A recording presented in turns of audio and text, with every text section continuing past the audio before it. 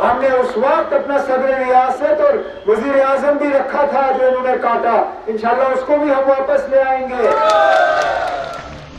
चुनाव के नजदीक आते ही कश्मीर में अलगाववाद की बयानबाजी कितनी हद तक आगे बढ़ गई है उसकी झलक आप देख सकते हैं। जो पार्टियां खुद को मेन स्ट्रीम पार्टियां कहती हैं, जो पार्टियां खुद को संविधान के दायरे में रहकर काम करने वाली बात करती हैं, उन्हीं के मुंह से अब चुनाव के वक्त अलगाववाद वाली बयानबाजी हो रही है। कश्मीर में बढ़ते तनाव को कम करने के बजाय जम्मू कश्मीर की रीजनल पार्टी नेशनल कॉन्फ्रेंस उसे और बढ़ाने की कोशिश कर रही है। इसी कोशिश में बांडीपुरा की चुनावी रैली के दौरान उमर अब्दुल्ला ने तालियां बटोरने के लिए एक विवादित बयान दे दिया। उमर अब्दुल्ला ने कहा कि कश्मीर का भारत में विलय कुछ शर्तों के साथ हुआ था। हमारा वजीर आजम और रियासत सदर भी था जिसे हटा दिया गया, लेकिन हम आए तो उसे भी अब वापस लेकर आएंगे। जम्मू कश्मीर बाकी रियासतों की तरह नहीं है। बाकी रियासत बिना शर्त करके हिंदुस्तान में मिल गए। हमने शर्तें रखी, हम मुफ्त में नहीं आए। हमने अपनी पहचान को बनाए रखने के लिए आईन में कुछ चीजें दर्ज कराई। हमने कहा हमारी पहचान अपनी होगी, हमारा आईन अपना होगा, हमारा झंडा अपना होगा। हमने उस वक्त अपना सदर रियासत और वजीर आजम भी रखा था जो इन्होंने काटा। इंशाल्लाह उसको भी हम वापस ले आएंगे। दरअसल उमर अब्दुल्ला यहाँ रियासत जम्मू कश्मीर को मिले विशेष दर्जे के साथ हो रहे छेड़छाड़ को लेकर बोल रहे थे। हालांकि उमर अब्दुल्ला के इस बयान से देश में सियासत अब गर्मा गई है। उमर अब्दुल्ला का बयान कितना बड़ा और गंभीर था, इस बात का अंदाजा इसी बात से लगाया जा सकता है कि कुछ ही देर के अंदर पीएम मोदी ने अपनी रैली में उमर के बयान का जवाब दिया। पीएम मोदी ने दूसरी विपक्षी पार्टियों से इस मुद्दे पर अपनी स्थिति को साफ करने के लिए कहा। साथ ही उन्होंने साफ शब्दों में कहा कि जब तक मोदी है तब तक ऐसा नहीं हो पाएगा।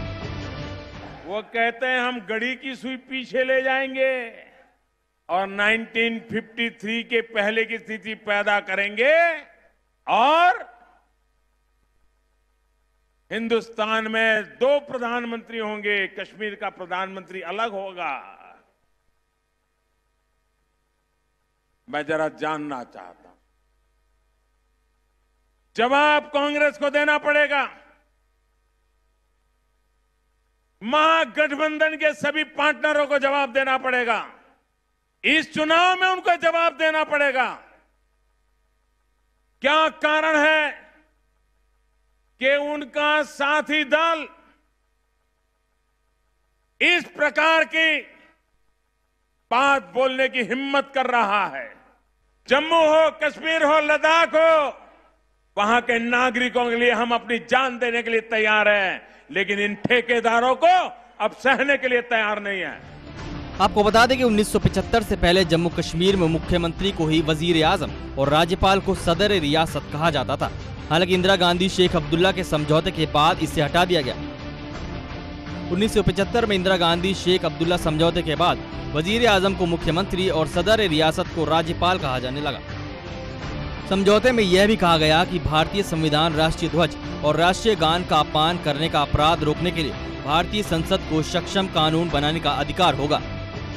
ये कानून भारतीय संघ के किसी भी क्षेत्र या हिस्से को भारत से अलग करने या इसकी भौगोलिक एकता को खंडित करने की नीयत से किया गया होगा। उमर अब्दुल्ला को जम्मू कश्मीर के अंदर अपनी हार साफ नजर आ रही है और एक बार फिर जो उनके खून में देश के प्रति गद्दारी है, वो गद्दारी की भावनाओं को उन्होंने व्यक्त किया है और जम्मू कश्मीर के अंदर अलग से प्रधानमंत्री बनाना चाहते हैं उमर अब्दुल्ला। ये मुंगेरी लाल के हसीन सपने लेना उमर अब्दुल्ला छोड़ दें। जम्मू कश्मीर हिंदुस्तान है, जम्मू कश्मीर भारत देश का अभिन्न अटूट अंग है। दुनिया की कोई ताकत जम्मू कश्मीर को भारत से अलग नहीं कर सकती। चुनावी माहौल में सियासी बयानबाजी तो होती है, हालांकि इस बार जम्मू कश्मीर में ऐसी बयानबाजी देखने को मिल रही है जिसे आज से पहले नहीं सुना गया। इन बयानों में चाहे वो पाकिस्तान जिंदाबाद के नारे लगाना हो या फिर अब अलग प्रधानमंत्री और राष्ट्रपति की बात करना हो, बड़ी बात तो ये कि अब मेन स्ट्रीम पार्टियां भी कश्मीर में अलगाववादियों जैसे बयान देने लगी हैं, जो कि ठीक नहीं है। बात की जाए अलग राष्ट्रपति और प्रधानमंत्री फिर बनाने की, तो भले ही उमर अब्दुल्ला ने अपनी रैली में कहकर तालियां ही क्यों न बटोर ली हो, लेकिन ऐसा कर पाना लगभग नामुमकिन है। Bureau report, Gulistan news.